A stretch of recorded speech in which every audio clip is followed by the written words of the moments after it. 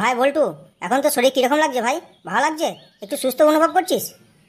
কী হয়েছে? তুমি আমার গায়ে হাত দিয়ে কথা বলছো কেন? হ্যাঁ, হাত নামাও, হাত নামাও। তুমি কি হোমো আছো নাকি? না, মালটা তো খুব বাড়াবাড়ি করছে দেখছি। কিছু বলতেও পারছি না, করতেও পারছি না, যা খুশি তাই বলে যাচ্ছে। অনিমেষ স্যার কিছু না বলা পর্যন্ত একে কিছু করতেও পারছি না। মনে হচ্ছে পায়ে ধরে বাইরে ছুঁড়ে ফেলে দিই। কেন রে ভাই বল্টু, তোর গায়ে হাত দিয়ে কথা বলছি তো কী হয়েছে? আমি তো তোর বন্ধু হয়। সত্যি তোর কি কিছু মনে পড়ছে না ভাই আমাদের কথা? দেখো, আমি তোমাদেরকে চিনি না, আর তোমরা বন্ধু না শত্রু সেটাও আমি জানি না, ঠিক আছে? তাই গায়ে হাত দিয়ে কোনো কথা বলবে না আমার সাথে। তোমরা যা বলবে দূর থেকে ফেস টু ফেস কথা বলো। গায়ে হাত দিয়ে কথা বলা আমি পছন্দ করি না, ঠিক আছে? আর যেন বলতে না হয়। আর এই যে ন্যাড়ামুন্ডি, তোমাকে যেটা বললাম সেটা কি হলো? তোমাকে যে বললাম আমাকে বাড়ি দিয়ে এসো, আমার এখানে ভালো লাগছে না একদম। তোমরা আমার কথা কেন শুনছো না? আমি কিন্তু থানায় যাবো এবার, যে তোমরা আমাকে জোর করে আটকে রেখেছো। কি হয়েছে? কি বললে? থানায় যাবে? হ্যাঁ, ঠিক আছে, চলো ওঠো, তাহলে তোমাকে থানাতেই নিয়ে যাই। চলো দেখি সেখানে গিয়ে তোমার বাড়ি যাওয়ার কোনো ব্যবস্থা করতে পারি কিনা। শোনো, আমি স্পষ্ট কথা বলে দিচ্ছি, আমি কোথাও উঠতে পারবো না। আমি এই যে বসে আছি, আমি এখানেই বসে থাকবো। তোমাকে যাওয়ার ব্যবস্থা করো, তোমার থানায় যাবে, কোর্টে যাবে, যেখানে খুশি যাও। আগে আমার বাড়ি যাওয়ার ব্যবস্থা করো, তবে আমি এখান থেকে উঠবো। তাছাড়া আমি এক পাও এখান থেকে উঠবো না। দেখি তোমাদের কত ক্ষমতা আছে, আর তোমরা কি আমার কি করতে পারো। যাও, তোমরা যেখানে খুশি যাও। এ ভাই, ভাই বল্টু, তুই সব কি কথা বলছিস ভাই? কেন এরকম ঝামেলা করছিস আমাদের সাথে? কি হয়েছে তোর বলতো? এই দেখো, আমি তোমাদের আগেও বলেছি, এখনও বলছি, আমি তোমাদেরকে চিনি না, ঠিক আছে? তাই তোমরা বেশি ভাই ভাই করো না। কথাতেই আছে জানো তো, অতিভক্তি চোরের লক্ষণ। তাই বলছি চুপচাপ কথা বলো, ওই বেশি ভাই ভাই করে কথা বলা দরকার নেই। যত সব কোথা থেকে এলো প্রীত করার লোক আমার। হুম। না, আর সহ্য করা যাচ্ছে না। অনেক সহ্য করেছি, অনেক হয়ে গেছে। দাঁড়া, এবার তো ব্যবস্থা করছি। এই হল্টু, ওঠ তো, ওঠ ওঠ ওঠ ওঠ ওঠ। আর লেট করিস না, ওঠ, চ বাইরে চ তো, আমার সঙ্গে তো কথা আছে, বাইরে চ।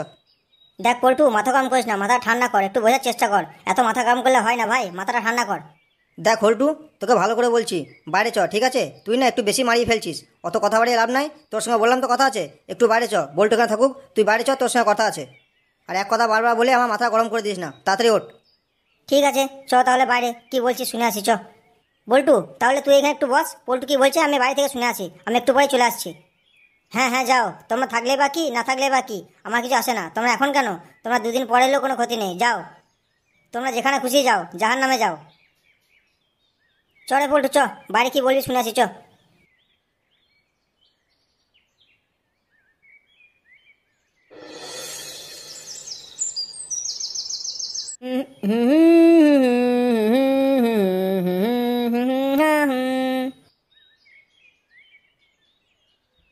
আরে স্যার, কী ব্যাপার? আপনি টেবিলের উপর পা তুলে নিশ্চিন্ত মনে ঘুমিয়ে আছেন। আপনার কি কোনো চিন্তা ভাবনা নেই নাকি? স্যার, ও স্যার, কোথায় স্যার ঘুমে হারিয়ে গেছেন স্যার?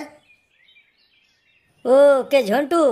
আয় আয়, আর বলিস না, খেয়ে দিয়ে চেয়ারে একটু বসতেই ঘুম চলে এসেছে। বল বল, কি বলবি বল। স্যার, কী আর বলবো, ওই যে ওইটা কথা বলছিলাম। আপনি তাহলে কিছু চিন্তা ভাবনা করলেন? আপনাকে তো ওখানে থাকতে বললাম, বললাম এখান থেকে ফোর্স নিয়ে চলুন, তাহলে কিছু করা যাবে। আপনি তো চলে এলেন, বললেন এখন দরকার নেই, পরে যা হোক চিন্তা ভাবনা করবো। আচ্ছা ঝন্টু, তুই একটা কথা বলতো, এই থানার বড়বাবু কে, তুই না আমি? কেন কেন স্যার, হঠাৎ আপনি এই কথা বলছেন কেন? আপনি এই থানার বড়বাবু, আমি কেন হতে যাব? তাহলে শোন, আমি অনেক চিন্তা ভাবনা করে দেখলাম, অত মাথা ঘামানোর কিছু নেই। আর আমাদের অত ছোটাছুটি করে কোনো লাভ নেই। আমরা যেমন আছি এরকম দিব্যি বেশ ভালো আছি। যাদের মাথা ঘামানোর দরকার তারা মাথা ঘামাক, ঠিক আছে? আমরা বেশি এর মধ্যে ইনভলভ হবো না। একই স্যার, আপনি একই কথা বলছেন? আপনি না কিছুদিন আগে বললেন যে আমাদের কিছু করতে হবে, কিছু একটা ব্যবস্থা করতে হবে, ওই অনিমেষ স্যারের ভরসা করে থাকলে হবে না, আমরা নিজেরাই কিছু একটা খুঁজে বের করবো। তাই তো স্যার আমরা তো ছোটাছুটি করছি। হ্যাঁ বলেছিলাম, কিন্তু এখন ভেবে দেখলাম যে না, আমরা ছোটাছুটি করবো না। আমাদের সুস্থ শরীরকে ব্যস্ত করে কোনো লাভ নেই।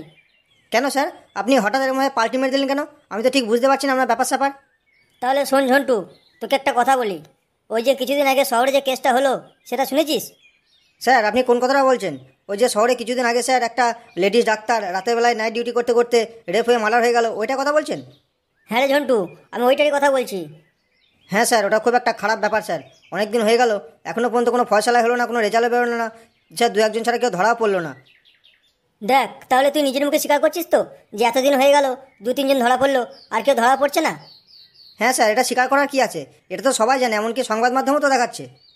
তাহলে তুই একটা কথা চিন্তা কর, একটা অত বড় শহর, যেখানে ডিআইজি, এসপি, বড় বড় পুলিশের মাথারা আছে, সেখানে এতদিন পর্যন্ত হয়ে গেল, কেউ ধরা পড়লো না, কিচ্ছু হলো না, কিন্তু সবাই কি করছে? কিছুই করছে না তো। তাহলে আমরা কেন এত ছোটাছুটি করবো, আমরা একটা ছোট একটা থানার বড়বাবু হয়ে? কিন্তু স্যার কথাটা তো এখানে সেটা হচ্ছে না যে কে থানার বড়বাবু, কে ছোটবাবু, কে হাবিলদার, কথা কিন্তু স্যার সেটা নয়।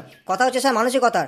ওরা করতে পারেনি বা ধরতে পারেনি বা কী জন্য করেনি সেটা তো স্যার আমরা জানি না। স্যার আমরা যদি আজ পুলিশ নয় একটা সাধারণ মানুষ হতাম তাহলে কি স্যার এভাবে বসে থাকতাম? দেখ ঝন্টু, মুখে এত বড় বড় ভাষণ দিলে হয় না। কথাগুলো বলা যা সহজ না, করাটা অনেক কঠিন। দেখ, আমরা করবো বলেই করতে পারি না, আমাদের উপর প্রচুর প্রেশার থাকে, সেটা তুই ভালো করে জানিস।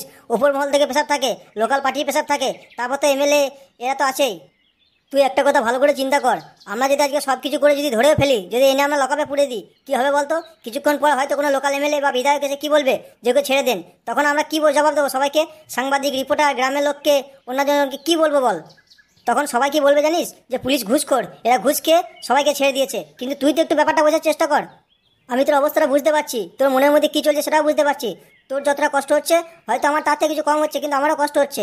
আমারও কি ইচ্ছা হয় না যে ওদেরকে ধরার? কিন্তু কি করবো বল, সব কিছুই তো জানিস আমাদের হাত পা বাঁধা। তারপরে আমরা কি করতে পারি বল? তুই তো সব কিছুই জানিস। আমরা যদি কোনো কেসে দুপে এগিয়ে যাই, উপরবেলার চাপে আর ফোন কলের চাপে আমাদেরকে ছপা পিছিয়ে আসতে হয়, তাহলে আমরা কি করব? তুই এখন বল। ঠিক আছে স্যার, আপনাকে কিছু করতে হবে না। যা করবো আমি নিজেই করবো, আমি একাই করবো। দরকার হলে এই পুলিশের পোশাকটা আমি খুলে ফেলবো, আমি একটা সাধারণ মানুষ হয়ে লড়বো স্যার। দেখি কিছু করতে পারি কি না, দেখে নেবেন স্যার। আপনাকে যেটা বললাম এটা আমি করে দেখাবো, আর যদি তা না পারি তাহলে আমি পুলিশের চাকরি ছেড়ে দেবো স্যার। আপনাকে কথা দিয়ে গেলাম, আমি একাই করবো, আমার কাউকে দরকার নেই, আমি একাই লড়বো।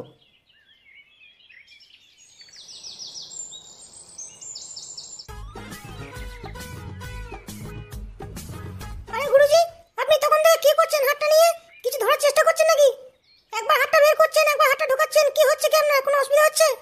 আরে উমা, তোমায় কি বলবো? আমি যেটা ধরার চেষ্টা করছি সেটা তো ধরতেই পারছি না। ধরতে গেলে ছুটে পালিয়ে যাচ্ছে। এ তো দেখছি নিজেরাই ভেতরে ছোট ছোট আরম্ভ করে দিয়েছে। তোমার তো দেখছি বয়স বাড়ার সঙ্গে সঙ্গে ওগুলো কিশমিশের আকার ধারণ করেছে। কিছু ভালো মন্দ প্রোটিন দাও, তবে তো ওগুলো আবার আঙুরে ফিরে আসবে। আরে গুরুজি, আপনি যে কি বলেন না, এই কিশমিশ নিয়ে তো লোকে কতজন পাগল। আপনি ঠিকঠাক ধরতে পারছেন না, সেজন্য আপনার কিশমিশ মনে হচ্ছে, ওটা আঙুরে আছে। না মা, তুমি বুঝতে পারছো না। আমার এত বছরের এক্সপিরিয়েন্স, আমি ঠিক হাত দিয়ে বুঝতে পেরেছি ওটার আঙুর নেই, ওটা কিশমিশ হয়ে গেছে। তুমি একটু মেসেজের ব্যবস্থা করো, বুঝলে? যা টাকা পয়সা লাগে আমি দেবো, টাকা তোমার চিন্তা নাই। তুমি একটু ভালো জায়গায় গিয়ে একটু মেসেজ করে নিয়ে এসো। আরে গুরুজি, আপনি কি যে বলেন না, আপনি থাকতে আবার কোথায় টাকা দিয়ে মেসেজ করতে যাবো? আপনি একটু ভালো করে মেসেজ করে দেন না, তেল দিয়ে, তাহলে হবে দেখুন। আরে না না, তোমার যা জিনিস ও আমি পারবো না মেসেজ করতে।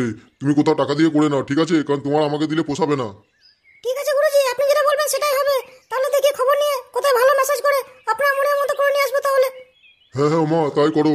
আমার না ঠিকঠাক পোষাচ্ছে না, একটু হাতে ধরতে না পেলে মনটা ঠিক ভালো হয় না আমার, বুঝতে পেরেছো তো? হ্যাঁ গুরুজি, আমি ভালোই বুঝতে পারছি আপনি একটু ভালো মন্দ চান আর কি। কিন্তু এবার আপনি যা করবেন তাড়াতাড়ি করুন, এখনই বিল্লা চলে আসবে, আমাদের যাওয়ার টাইম হয়ে গেছে।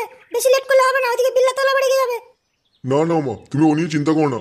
বিল্লা আসতে এখন দেরি আছে, তার আগে আমরা কাজ ছেড়ে নেবো।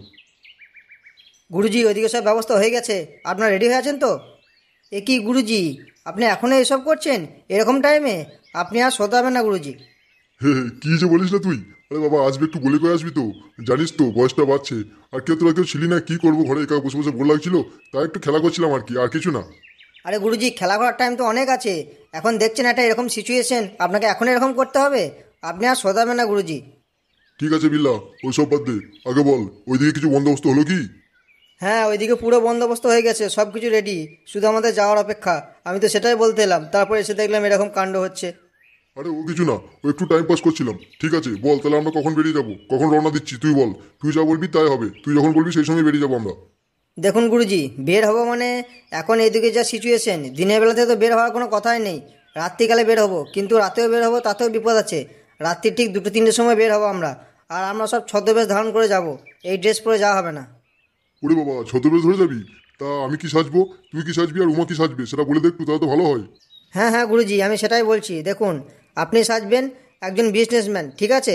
আর আপনার পিএ হবে উমা, আর আমি থাকবো আপনার বডিগার্ড। আর একটা ভালো গাড়ি করে আমরা রাতের বেলায় যাব।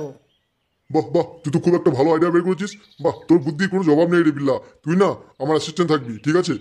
গুরুজি এখন ওসব কথা বাদ দেন, কিন্তু এসব করতে গেলে আমাদেরকে সবারই একটা করে নকল আইডি কার্ড বানাতে হবে, আর সেটা কিন্তু আজকের মধ্যেই। আরে বিল্লা, ও নিয়ে তুই চিন্তা করিস না, সে আমার লোক আছে, বলবো আর ফটাফট বানিয়ে দেবে। খালি কি নামে বানাতে হবে বল, আর ড্রেসটা কিরকম হবে বল, সেরকম ওরা বানিয়ে দেবে। দেখুন গুরুজি, ওখানে ড্রেসের কোনো ব্যাপার নেই, শুধু আপনার লুকটা অন্য হবে। যে লুকটা হবে সেই লুকের সঙ্গে আপনি যেটা সাজবেন সেটা যেন ম্যাচ করে। উমারও তাই হবে, আমারও তাই হবে। আর নামটা যেটা দেবে সেই নামটাই কিন্তু আমরা পুলিশকে বলবো। একটু উল্টোপাল্টা হলে কিন্তু আমরা ধরা পড়ে যাব। ঠিক আছে বিল্লা, তোর কোনো চিন্তা নেই, আমি বলে দেবো, সেই কথা মতো কাজ হবে। ওরা আইডি প্রুফ বানিয়ে দেবে আমাদেরকে। পুলিশ কি, পুলিশের বাবা শুধু ধরতে পারবে না, তুই খালি দেখে নে। বেশ গুরুজি, তাহলে এই কথা মতোই কাজ হবে। আপনি শুধু বলুন যে আইডি কার্ডটা যেন আজকের মধ্যে বানিয়ে দেয়, তাহলে আমরা কালকে রাতের মধ্যে বেরিয়ে যেতে পারবো।